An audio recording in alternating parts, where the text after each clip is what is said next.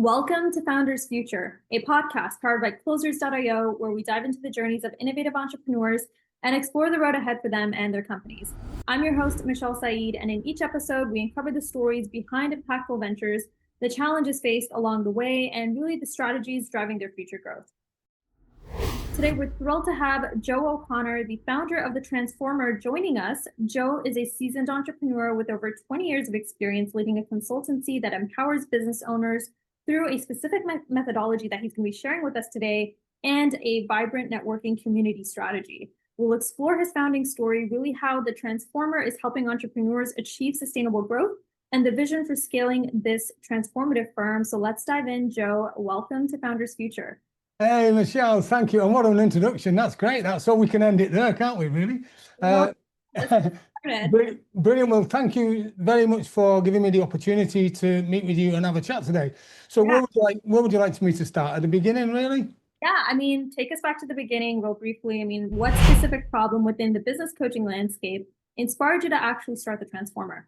Okay, so, well, I suppose I was finding that a lot of executives that I was dealing with, because I've been in business actually for 37 years and I've got some military experience as well, which I'm going to go into when I talk about why I started it. But what I was finding was when I was meeting with business owners, entrepreneurs, they were just usually getting stuck on something, whether it was a limiting belief or whether it was actual an external pressure. The one thing I did find, though, that the biggest obstacle to their success was usually them. And what I did is, if I can just start with going back to what makes me believe that I've got the strategies to success. We go back to 1988, right? And if you'd have seen me standing outside and big wrought iron gates were closing behind me. I wasn't just coming out of prison, right? I'd actually served in the military for 7.5 years in the Royal Engineers. Oh, wow. Yeah, and why I was particularly proud of being a physical training instructor, I was demolitions expert, bridging, lots and lots of things. And if you go back to a time before 1976, at that time I was only 14. I was on the way to Lourdes to help the sick on a pilgrimage, right? Lourdes is a place in the south of France, which is a holy city. And on the way there, just outside Paris, we weren't being controlled that well. 46 kids at age 14, and we had one priest, 2 nuns, and 3 nurses looking after me. And he said, right, okay, out you get for the comfort break. I go bouncing down the coach, jump off, and then I don't remember anything. And what seemed like 10 minutes later actually turned out to be 10 days later. And as I open my eyes, I'm looking around, and I'm feeling a bit scared, right? And I see what actually happened was, as I jumped off the coach, I got hit by a car, broke my 2 legs, tibia and fibia, my right leg femur, paralyzed my right arm, and I died on the roadside 3 times. So if we come back to 88, that's why I was feeling so proud that I'd been able to pass the army fitness and become a trained soldier. The future was looking a bit uncertain, though, because I'd been used to being in the army. Now I was starting a business as a finance advisor in London, the capital of the UK. And I know nothing about money, right? What I did know, though, and this is what started my journey, I suppose, what I did know is that I just had to put the graft in. I needed to continuous professional development, study, work hard, and then I became an independent financial advisor. If we fast forward to 1999 now,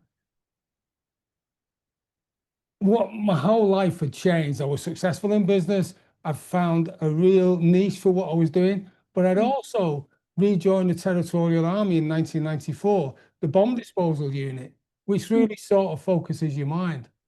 1999 sees me, 30th of October, carrying a backpack, which is 70 pounds, so it's pretty heavy. And we're in gale force winds, and all of a sudden the Bergen becomes light, then it's heavy, then it's light, then it's heavy, then it's light, then it's heavy, and it stays heavy. And I thought, oh, that hurt. What seems like, that was on Saturday night, what seemed like two minutes actually turned out to be 2 days. Mm. And I'm opening my eyes, I smell antiseptic, I'm looking around, I think, not again.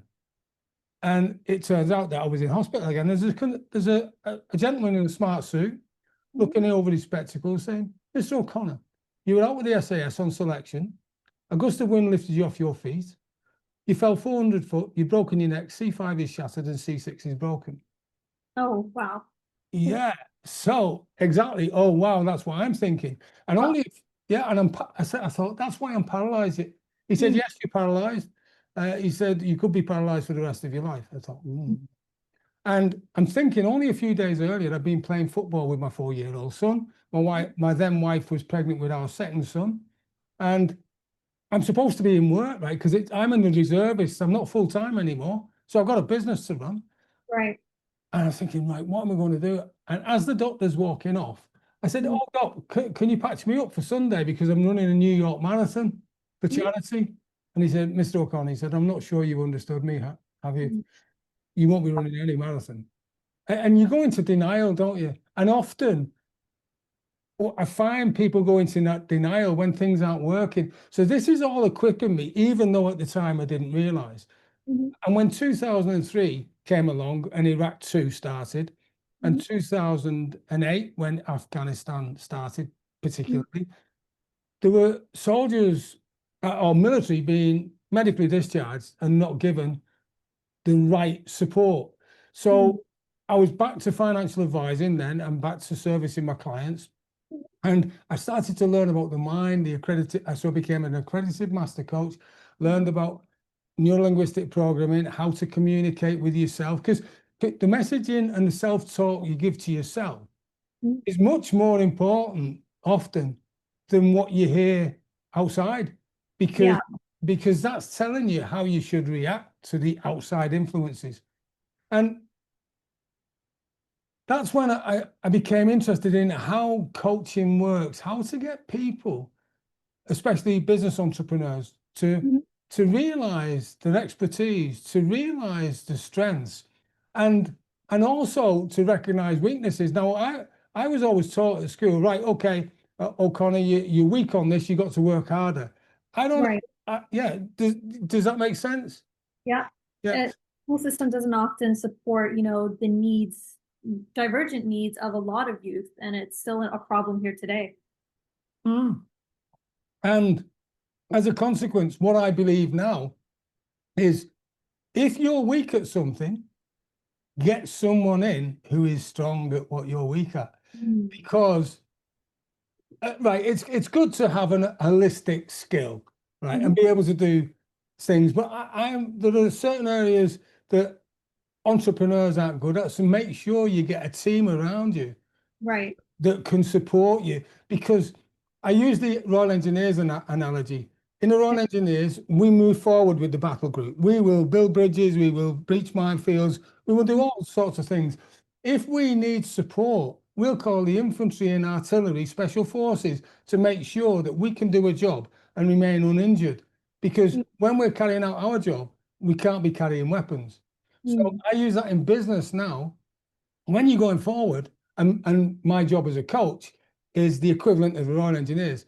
When I'm Right. taking specialists forward and entrepreneurs, if I recognize they've got an issue, I will call in the support group that I've got in my network, if that makes sense.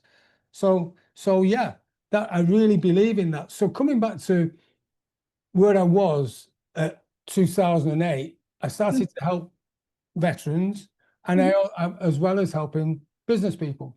Mm. And now where I am now is I'm in a position where I just love helping people get over adversity and become stronger because of it. Mhm.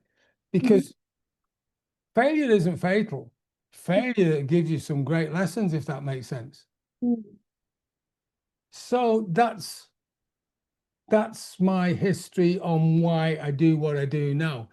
Mm. And my current business model and challenges, right? Mm. Right. So what I do today is I've created a whole suite of products, and Mm. you'll probably see behind me that there's a QR code. Joe, sorry. I mean, I would love for you to share what the core offer is really for the Transformer if you can share with us, and primarily, how do you structure it? Who is your ideal client? Who do you like to primarily work with? Thank you. Well, I look to deal with entrepreneurs who are in a growth phase or an exit stage, because I think that they're the clients that I can really help. What I have is I have a four-pronged process, which looks at where they are now, where they want to get to, and then we develop a strategy on how they get there. And then the fourth stage is where we keep regular reviews to make sure they're on track. And that's it in a nutshell, really.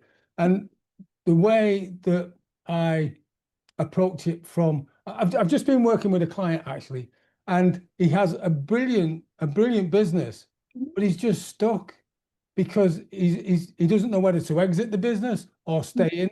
He's got some concerns of how to pass it tax efficiently, and I know that in the US you have different tax rules than we do in the UK. But we look at how to exit a business tax efficiently. So it means that he can pass as much of the business on to beneficiaries, because and this particular entrepreneur has got beneficiaries who have particular challenges and special needs, if that makes sense. So what else would you like to discover? Yeah, I mean, as far as like really like a typical client engagement knows, like what is the format for a lot of, your work with some of the entrepreneurs in that growth phase? Is it primarily one-on-one coaching? Is this like a group style format? How do you structure what you do with some of the clients you work with? Thank you. Right. Okay. So I have a mastermind group, which means that I bring business owners together, and because if we work on Napoleon Hill's format, right, that if you have a coach, i.e., if I'm dealing with one person, right, and I'm looking at it strategically, that is a real one-to-one time, and I can identify things. The fact is, though, when I'm putting a group together of like-minded individuals, if you have two people working on something, and you say, right, you go in that room and work on the problem yourself, and you go in that room and work on the problem yourself, all you've got is two minds. If you put them together, right, then you've got three minds, because you've got each of their thought processes, and as they're talking to each other, then another development, another solution forms. If you put three people together, four people, five people, and they're all looking at an issue, then that means that the growth is exponential in the amount of minds that are working on it. Does that make sense? Yeah, 100%. Yeah, and as a consequence of that, I find that the mastermind groups are really beneficial for the entrepreneurs, and I run them online as well as face to face, and the results that they get is absolutely phenomenal. On the one-to-one coaching, then from the mastermind group, they may feel that, right, it's okay being in the mastermind. What I'd like to do is I'd like to up the level of support, because using my skills as an entrepreneur myself in the first instance, but also a coach, I am able to identify language patterns that they use, for instance, because that gives me a big clue, a big indication of the challenges they're having. Does that make sense? Yeah, 100%. Going back to the neurolinguistic side of your experience, leveraging that to really, break through and understand really where entrepreneurs are struggling. And I mean, as far as it goes with like really wanting to scale and grow, I mean, what does that vision look like really for the transformer? How are you thinking about, maybe even group cohort style coaching, because as far as, with one-on-one, you can't be in all the rooms at once. How are you thinking about productizing your offer so that you can start to grow in a way that is sustainable? All right. So the mastermind is a group coaching, and they get to break off and speak with themselves. And I also encourage strongly for them to do that and build relationships, because that lifelong relationships are made right from that. Because effectively, when in the room, inhibitions, everything like that, the feeling that you can't talk to people or whatever, has to be left outside the room. As soon as you cross the threshold, you're in a room of like-minded people that like, trust, and you can say anything to, Yeah. and share the information. And that's why I go through a very structured process to make sure I get the right people in the room.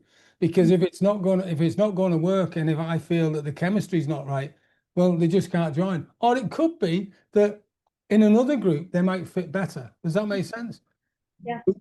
And the one-to-one coaching with me only comes in once I have identified with them that there is a need for something a little bit more. Because on my side of my eyes, I feel about 28, 30. On your side of my eyes, you could probably say I'm a little bit older than that, a little bit senior.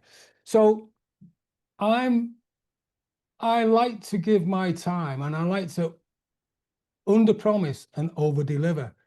And I also recognize that time is my most precious commodity now. It's always been my most precious commodity. It's just that when I was younger, I didn't realize that. So I'm very mindful of the fact that I will only spend time with someone one-to-one coaching if I think I can do something with them and I think that it can be benefit to them. Does that make sense? Yeah, 100%. Really being ultra selective about, the entrepreneurs you can work with, and really if there is really that need to fulfill for them. Now, building on your growth, I mean, from what it sounds like, you're focused on scaling and growing the mastermind side of things and really getting more and more of those clients into that one-on-one side. How are you thinking about, I mean, what are you doing right now to generate leads through the door as far as client acquisition goes? Is it paid ads, word of mouth, referral, LinkedIn, social media? What's been working well there on that front? That's a great question. Thank you very much. My clients, by and large, are on LinkedIn, right? So I use LinkedIn campaigns, and I use paid ads as well. Facebook isn't. I'm sure there are my clients, perfect clients, out on Facebook. It's just that I don't feel that it's a medium for me, if that makes sense. I also release Twitter. I've got YouTube, and by the way, what I've released, and I think this is important. I have a podcast which is Veterans to Success, and that is because I have a soft spot for veterans, right? And I like to help them in business. So the Veterans to Success podcast is it's on Spotify, it's on Apple, it's also on YouTube, and I've interviewed some absolutely fantastic ex-military people, and we talk about transition and how that went, and transition as well is the same for employed people to self-employed or business owners. That can be so scary. So that's why I developed the podcast, because we talk about inhibitions, we talk about how things happened, and every day is a school day, right? And I love learning. And what I've learned and discovered is that on LinkedIn, I really like the contacts that I make, because they look at my profile, Joe O'Connor, the Transformer, and then they can see instantly what I've done in the past, and especially then link with me because they can understand and appreciate that I'm an entrepreneur. So that I suppose that's where I get my majority of business, and the growth will come or is coming from for the Mastermind and Beyond program, because that is the thing that I enjoy the most, if that makes sense. I mean, I've written books. I've got the Pathfinder the behind me. That's the first stage where you get to know me. But the Mastermind and the one-to-one coaching is probably the premier products that we use. Yeah. Incredible. Now, on LinkedIn, I would love for you to kind of share with the listeners more on that front. I know you said you tried something on the paid ad side of things. What were some of the results there? And then with LinkedIn, is it like more of a manualized outreach approach, automation? What's been working well on that front? Okay, well, the paid ads I launch that every so often. The LinkedIn campaign, I have a team that are absolutely fabulous, because you're probably aware of the fact that there are software programs that can use LinkedIn in an ethical way to get connections, and I use that regularly to increase my contacts and increase awareness. I also do LinkedIn Lives as well. That's a great way to get out there. And I know I mentioned about my history when I broke my neck. Well, 12 weeks ago, actually, I can share with you. In fact, it was 12 weeks ago yesterday. I had the operation 12 weeks ago, last Saturday. I broke my neck again, right? C5 was broken. And I did suffer paralysis, but fortunately, you can see that I'm moving again. And if breaking your neck once could ever be an advantage, I can say that doing it back in 1999 was, because what it enabled me to do was understand what was going on when I broke my neck again 12 weeks ago. So and I suppose that's life, isn't it? That's experience. Identifying that, I knew how to immobilize my spine, what I had to do, and wait until the medics got to me. Fortunately, my wife was with me, who's a former nurse. And I imagine she didn't think I'd done anything, because I was lying there, and then she said, "Come on, we'll go out now." And I said, "I can't move." So at that point, and since that time, I've used all my coaching techniques on myself, and I've used the Pathfinder to get back on track. And I'm clear of how I'm going forward. And my team have been great, supporting me. So that's the model that I use. And it was as if I decided to break my neck again, just to test my model to see if it worked. And I can say it does, definitely. How to see through challenges and see beyond them. What are some of the ways as like a founder you're looking at scale and growth on that lead gen side of things, building more of that predictability, with LinkedIn, especially, with automation, there are compliance issues that, sometimes do come up. How are you navigating that as a founder? What does that next step look like for you as you're looking at growth and scale? Thank you. That's a great question.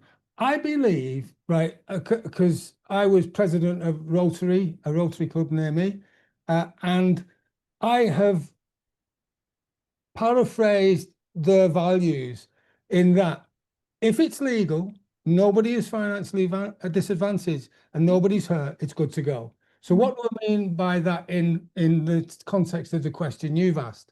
Right, compliance is great. Right, I do not see compliance as an issue. I'm a financial advisor now. We have strict compliance by the Financial Conduct Authority. I believe compliance is needed to rid society of people who believe that doing or conning people is okay. Right. So I believe that if you approach everything that you do ethically, then it should follow that you stick within the compliance regime that any reasonable organization would expect of you. Does that make sense? Yeah, for sure. And as far as like, what it looks like when someone does come through your network on LinkedIn, and they want to become like a client, what does your sales process look like right now? Is it just you, doing those calls right now? Do you have setters, closers in place? How is all of that structured? Okay, thank you.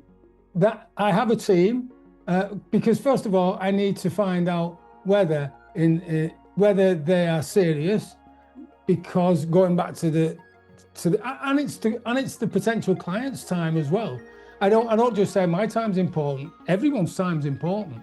So I want to identify that they actually do need what I can give them. Once that's identified by my team and we're making the calls, then I will arrange with them, or my team does arrange with them, a 20-30 minute call for me to establish how I can help. And then from there, we decide exactly what they need, because it's not a one size fits all. I've got a strand or a series of elements that can be attractive to fit all budgets, because some people may want, right, okay, I know what you do, Joe, just give me the one-to-one coaching, right, which is the Premier. Or they might say, well, I just need the Pathfinders to start with, because that's going to get me on the road and really identify where the obstacles are and the stumbling blocks, and then Mastermind is the next place. So it just depends how the jigsaw fits together and how many pieces of the jigsaw are missing, and how much of the picture looks full. Love that. So as far as it goes, you're in the trenches, you're handling some of those conversations mainly. Is it just you right now, being the face of the brand, or do you have like other, team members helping on that front? I am the specialist in what I do, but I do have other team members that I can refer clients to. For instance, I had a veteran the other day, and he was clearly, and I had a business owner as well, who was a civilian, and they were clearly in a bad place. Now, I thought, well, before we start coaching for any business growth, what we need to do is sort out your position in the whole spectrum of things. So I referred them to some members of my team who specialize in that area to help them stabilize their life so they could be ready to move on, if that makes sense. Do you have, are these like internal team members on the sales side, or are they outside? Do you have an internal sales team in place? Just so. Yeah, I do. Yeah. I think, yeah, because going back to what I said is I have a network of people, some of which are in my team and some of which are external to my team, but they have close links with me. I will only deal with people that I know can deliver, because it takes a long time to build a great reputation or a fantastic reputation, and it takes very short time to get a bad reputation if someone feels they've not had a good service. Yeah, 100%. Now, as a founder, I mean, oftentimes we are dealing with, high growth stages, and there's challenges that are presented. I mean, what does that look like for you? What's like, the biggest bottleneck to growth that you're experiencing right now, whether it's like figuring out the lead gen, figuring out how to get in front of like the right type of person, as you were talking about earlier, maybe on the sales side, delegating things there. What are you most focused on to keep the momentum going this year? That's a great question, and that's a real thought-provoking question. Because we've just gone through this process as well, because usually I do a quarterly review, which is a deep dive. And what we're looking at for the second or the third quarter, and then the second half of the year, is we're looking at expansion and then sustainability. I've seen so many business owners grow the business and not grown the support team with it to actually to deal with the inquiries and actually give a good service, and they can crash and burn on that. And I liked your terminology before about being in the trenches. Sometimes, quite regularly, I put my head above the trench to see how it's going. Because if you're stuck in the trench and you're working in the business and not on the business, that can produce a real problem. Because that's why one of the things I recognized when I was going up the ranks and being promoted is when you start off as a private, right, you are doing your head down all the time. As you start to progress through Lance Corporal, Corporal, Sergeant, Sergeant Major, Captain, and then Major, then you have to start stepping back, looking at it and looking at the whole picture, because then you've got men and women under your control. Whereas as a private, you didn't have that problem. Right. When you're in a position of command, you have to have a picture of the whole environment, the whole battle group, if you like, to be able to make sure that the orders you give are succinct, they're clarity, without any shadow of a doubt, and then you can move forward with the whole battle group, if that makes sense. So on that note, I mean, you said more expansion and sustainably, wanting to grow and scale. What does that look like as far as like the core business goes? Is it more on the marketing side of things, sales side? I would love for you to share a little bit more on that with the listeners. Okay. So I believe in marketing and grow organically if you can. Every so often you do need because I've got friends who spend tens of thousands on pay-per-click and lots and lots of money. In fact, some of them spend over 100,000 on pay-per-click. I've got others who grow organically, and what I like to do is a mixture of both, with using pay-per-click or SEO or paid ads, as well as growing organically by the quality and value of the information that I put out in the environment through LinkedIn Lives. Obviously, I've not done LinkedIn Lives for a little while because of my recent incident, but I think that regularly connecting with your potential clients, your avatar, if you like, is really important, and it may not happen overnight. You have to build relationships, and sometimes just picking up the phone and having a conversation, because I was speaking to another guy, a really smart entrepreneur, million, so successful. And we were talking about how to contact, how to connect with people and sending email. You see, in this world now with AI, and AI is great. I think that AI, if you look back to when Bitcoin came out in 2006, something like that, if you'd have invested a couple of $1,000s in there, you'd have been pretty well off now. Like AI is the next Bitcoin opportunity. I think that if you're able to embrace AI effectively by using not just ChatGPT and the other various models, if you're able to use agents like 11 Labs and all the rest of them, like we were chatting the other day, and one of my team, they produced me, right, and it could answer your questions. The fact is, though, you have to be very careful, and I'm mindful of this, because if I'm going to let an avatar or an AI agent use me, I want to make sure that the person knows it's not me that they're talking to, instead of leading them down the garden path. Because I think, again, ethics comes in, and if you embrace these technologies that we've now got available, then the opportunities are magical. And what I was also discussing with a mastermind that I'm in, because I go in a mastermind myself, you know, you don't need to be a massive influencer with 3 million followers anymore, because the likes of TikTok and Instagram and the other social media models that are coming out, they're not interested. If you've got value that you're delivering, and if you've got a belief in what you're doing, that you want to help people, that shines through, and you can overtake the influencers,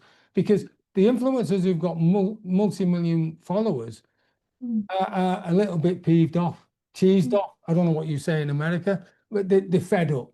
They're not happy with it. But hey, you know, all's fair in love and war. And you know, if you get yourself the correct mentor coach who can help you and understands how these work, and I've got a team where we're discovering it daily and we're passing that on to our clients.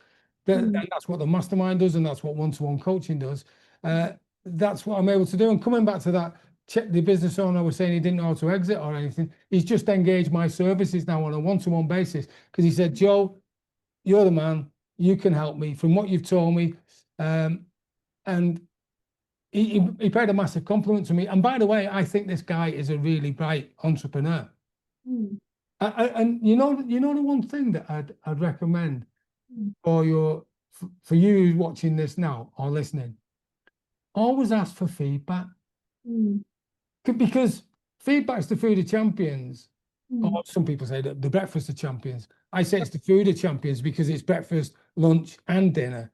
Because if you can take the feedback, even when it's not good, you can use that to get better, and you might get a pleasant surprise when someone pays you a compliment. Because you know when you're in the living room or the bedroom and you're thinking, flipping it, what am I doing? How good am I? I'm not good. You know, life isn't good. And if you ask for a compliment, they might just say, hey, you're pretty good. Because actually, I think you look really smart. I think your background's great. I think your questioning is fantastic. It's bringing out the points that you wanted, because we had a chat before we started, didn't we? And I truly wish that I'm delivering the content that you want me to. And would that be okay to say? Yeah. 100%. Oh, I appreciate the compliments here. That's why we do that. Yeah. And I think feedback is probably, if you listen to if you've not grabbed anything else that I've said, ask for feedback. Yeah. No, it's so important, especially as entrepreneurs, like starting out as well. That's advice that resonates there. Now, I have a fun question for you, Joe. If I brought a genie in the room and you snap your fingers, you rub the lamp, and all of a sudden he appears and he gives you all these unlimited resources, what would you implement immediately to accelerate the growth of the transformer, or even maybe solve for, some of the things that you want to right now as like a founder? What would that look like? I would want, and it'd be dead easy to say world peace, wouldn't it? Because that's great. the fact is, I would want my methodology, my products to help 1 million entrepreneurs and veterans achieve the dreams, goals, and aspirations they deserve. And once I get 1 million, then I do another 1 million, and then I do another 1 million. Because I truly believe in life that you get out of life what you put in, and you got to put in twice as much as what you want to get out. Because there are people who sit on, the phrase is like, "Hey, fire, give me some heat," and yet they don't even light the fire, and they don't put wood on it. So how is it going to give them heat? You got to put the wood on the fire. You got to have the spark to start the fire. And in the context of what I mean is, you've got to be able to create the product services that can solve people's problems. When you can do that, the world's your oyster. And then all you got to do is get it out there by whatever you're good at. It might be word of mouth, it might be LinkedIn, it might be Facebook, it might be TikTok, it could be a mixture, it could be paid ads, it could be organic growth. Just get your message out there and just get up in the morning. And if you see someone without a smile, give them yours. Yeah, 100%.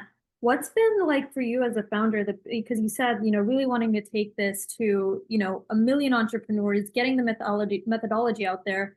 What do you feel like has been the biggest challenge to like really kind of hitting that target for you? I like that question. You just made me think of something. And the first word that came to my mind was apathy. And not my apathy of the audience, if you like, because we're so much surrounded, and you're younger than me, so you'll see it as from a different generational point of view. We're surrounded by so many people who are photoshopped, who are perfect, who appear to be having this wonderful life. There's 20-year-olds who are hiring Lamborghinis, and I've never seen so many expert leadership coaches on LinkedIn in all my life. And yet they're only 22. Now, I'm not saying that there's anything wrong with youth, by the way. I think youth is a wonderful thing. And if I think back to when I left the army at the age of 26, I had youth on my side. I'd had a military career. I didn't know that much about. I knew a lot about the military, and I knew how to coach a soldier to get from where they were to where they wanted to be. I didn't know much about business though. And now at my stage of life, with 37 years in business and 15 years in the military, I've learned a lot, and I think I can safely say I've failed more than I've succeeded. And on the failure, that's where I learned the best lessons. Because you know what? Failure, whether it be in health, whether it be monetary, whether it be business, whether it be relationship, right? That failure, right? Failure isn't fatal. Failure should be treated as a lesson in life. And when you can do that, and I get it, when you're actually in the failure, it's really difficult, isn't it? Everything the whole world seems to be against you. Everything seems as though it can't get any better.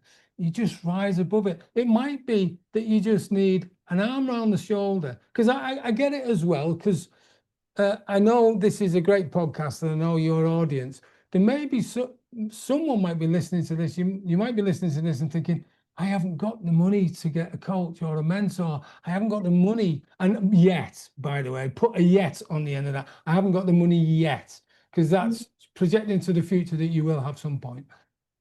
But the thing is that if you have a look at here's a top tip, right? Think about the friends that you've got. Yeah. And this is a real painful exercise, actually, because in the Pathfinder, I go through this, right? Decide who you need to be hanging around with more, who you need to be hanging around with less, and who you need to cease and desist. Yeah. Hanging about with. Keeping that circle small, keeping it impactful, and really being around people who are actually going to add value there on that front. Now, as far as so last question before we do wrap up, as far as your vision for growth and scale this year over the next 6 to 12 months, what does that look like for you? Is it expanding, your team on the sales side, on the marketing side, any revenue targets you're looking to hit? What does that look like right now for the Transformer?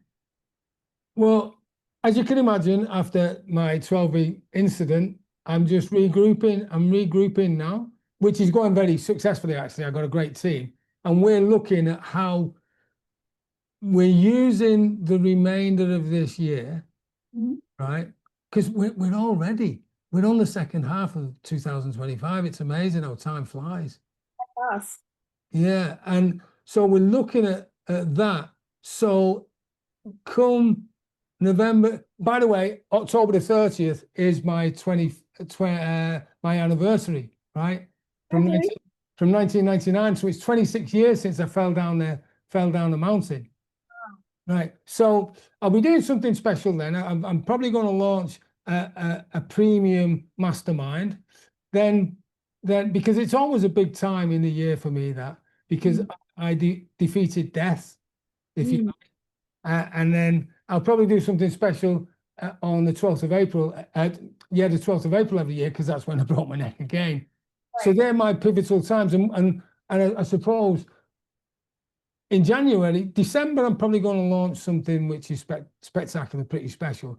And then I'll hit the ground running in January with expanding my team, the marketing team, the sales team, to move forward to get bigger outreach out there. And another top tip I would say is find your niche, find what you're good at, and concentrate on that specific, and ask for feedback. Yeah. Incredible. So really focusing on expanding the marketing sales team, getting the word out there from what it sounds like. No, I love it. A lot of these things are, in the works, and we're excited to follow that journey along. And last question before we do wrap up, best way for the listeners, the audience to get in touch with you, what would that look like?